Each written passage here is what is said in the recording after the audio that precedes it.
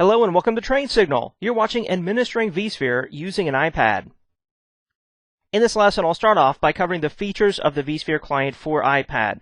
We'll cover the requirements to use it, and then how to install the vCenter mobile access piece, which is required. After that, we'll install the vCenter client for the iPad, and then I'll show you how it can use it and what it can do for you. So with that, let's get started. The vSphere client for the iPad is an administrative client, so it's for you as a VMware admin to keep track of the virtual machines and the hosts and the virtual infrastructure, monitor the performance of those hosts and virtual machines, stop, start, and suspend virtual machines, view and restore virtual machine snapshots, reboot vSphere hosts or put them in maintenance mode, and then even to diagnose vSphere hosts and virtual machines using built-in tools like ping and traceroute. Now, in order to use this vSphere client for iPad, of course, you'll have to have vSphere and vCenter already in place. However, vCenter actually isn't required. You can get by without using vCenter if you wanted to put all this on an individual ESXi server. Still, most people will have both vSphere and vCenter. And then the real required piece is vCenter Mobile Access, which is also known as vCMA, and it's a virtual appliance available from VMware Labs over at labs.vmware.com/flings/vcma. I'll go to the website in just a second and we'll download it, but something else you'll need is a network connection to the vCMA server. And that could be either via the local LAN, let's say you've got your iPad on the local LAN, or if you're out on the internet, say you're at the local coffee shop and you want to use the vSphere client for the iPad to check on your vSphere virtual infrastructure, very likely you'd want to use a VPN through the iPad client to a VPN server that you have on the internet to get access to your local LAN to use the vSphere client. Now, I was told that you could put vCenter Mobile Access even directly on the internet, but most people don't recommend that for security reasons. You might be able to do it in a lab environment to get by, just to test and learn about the vSphere client for iPad. So you can think of the vCenter Mobile Access piece as a web proxy to manage the virtual infrastructure through a web browser and other clients like the vSphere client for iPad. Then, of course, you actually need the vSphere client for iPad, which is free via the iTunes Store.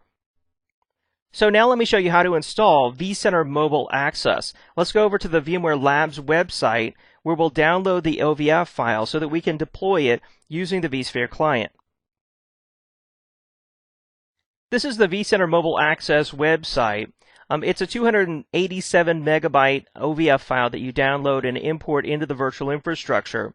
And it's actually used not just for the vCenter client for iPad, but you can even use it to give you a mobile web access interface, even so that you could use, say, like a BlackBerry to administer the virtual infrastructure. They have information here about the system requirements. There are instructions that you can download, actually a deployment guide, and even a video that shows vCenter Mobile Access in use with a BlackBerry. But we're going to use it with an iPad, so to save us some time, I've already downloaded the OVF file here. So now let's go over to our vSphere client, where we'll deploy vCenter Mobile Access as a virtual appliance.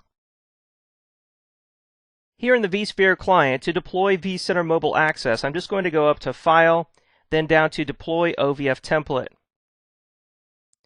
Here I need to browse to the directory where I stored vCenter Mobile Access. It's actually in this folder here, and there's the OVF file. I'll click Open, I'll click Next, and it says here, do you want to deploy this version of vCenter Mobile Access? Yes, we do. I'll say Next. I'll accept the license agreement and say Next. It gives us the default name here, vCenter Mobile Access. I'll just leave that and say Next. And then we're asked where we want to deploy vCenter Mobile Access. I'll put it on my iOmega SAN and click Next. Let's do the thin provisioning option here to save us some disk space. Say Next, and then I'll click here to power on after deployment and say Finish. Of course, it'll take a minute here to deploy the roughly 300 megabyte virtual appliance. So I'm going to pause the video recording and I'll be right back as soon as it's done. At this point, the vCMA virtual appliance has deployed successfully and powered on automatically after boot. And you can see on the console here the IP address to manage it. It received via DHCP. It says to point your web browser to https://10.0.1.125:5480. So now let me go over to my web browser and let's verify that we can manage it through that interface. Here on the web interface for vCMA, I've pointed my web browser up here to the same URL you saw in the console, and then we can just log in with the default username of root and the default password of VMware. I'll click Login, and it has a super simple web interface here. Really all you can do is set some basic network information here. I can assign a static IP address and DNS information. In fact, let's go ahead and go in here and do that. I'm going to set this to 10.0.1.247 and configure my netmask, gateway, and DNS server. I'll click Save Settings there. And then when I do, the IP address changes, and I need to go up here and modify the URL. And there we go. We can log in now. And if we go to Network, we can see the static IP address is now defined.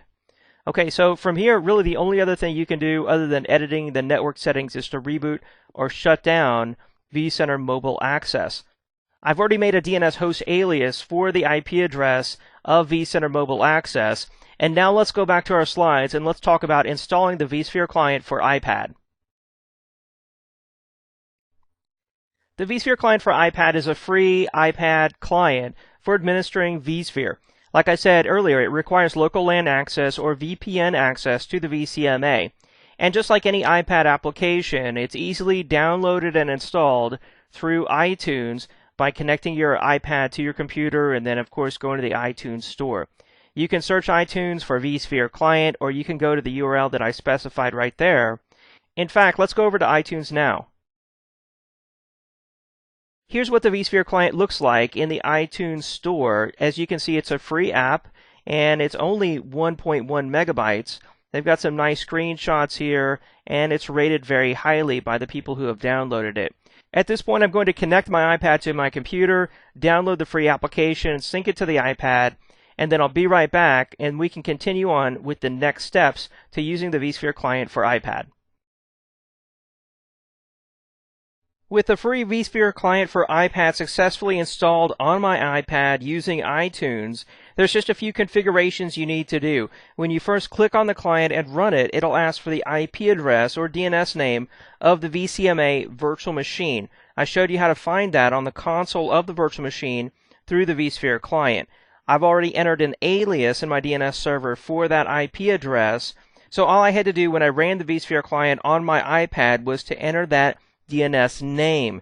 From there, I simply entered my vCenter server name, username, and password, and I was ready to go. Let me show you what it looks like. So here's where I typed in my vCMA server's DNS name that I entered in DNS. And of course, my iPad, under the network settings, had to have the correct DNS server entry. From there, I was prompted to enter my vCenter server name, username, and password. And then I was successfully logged into the vSphere client for iPad. You can see there the name of my vCenter server. It does indeed support vCenter Server version 5. I have 2 hosts and 6 virtual machines in my lab virtual infrastructure. You can see that there are Dell hosts, the version of ESXi server they're running, and the number of virtual machines running on each host. From there, I clicked on a particular ESXi server, ESX server number 3 at the Wired Brain Coffee Company. You can see I had low CPU utilization, but relatively high memory utilization with 69%. You can see the version of processor, number of processors, amount of RAM, number of NICs, and whether or not vMotion is enabled. You can see all my virtual machines there, and there's an operating system icon representative of each different type of guest OS. From there, I clicked on a guest OS. In fact, it was my vCenter virtual machine, and you can see that it's running Windows Server 2008 R2, the amount of CPU that it's using, amount of memory it's using, its IP address, its status, its VMware tool status, and then any snapshots that it has. I could even go directly to a snapshot from here, and then I can see the latest events related to this virtual machine. From there, I clicked on the Performance button on the bottom of the virtual machine, and I got a graph for CPU, memory, disk, and network. So I could see utilization over time for that virtual machine. I also tried out the Tools button on the bottom of the screen for the virtual machine, and I saw that I can do pings and trace routes for that virtual machine's IP address. There's also a virtual machine actions button where I could suspend, stop, or restart the virtual machine. Then I went back to the ESXi server level and I found I could do all those same things at the host level. So I could view performance charts, I could use the troubleshooting tools, and I could even do the little gear drop down up there where I could restart or shut down the ESXi host, all from the vSphere client for iPad.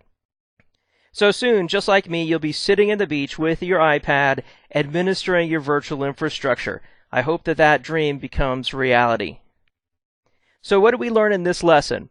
Well, you learned the benefits of the vSphere client for iPad.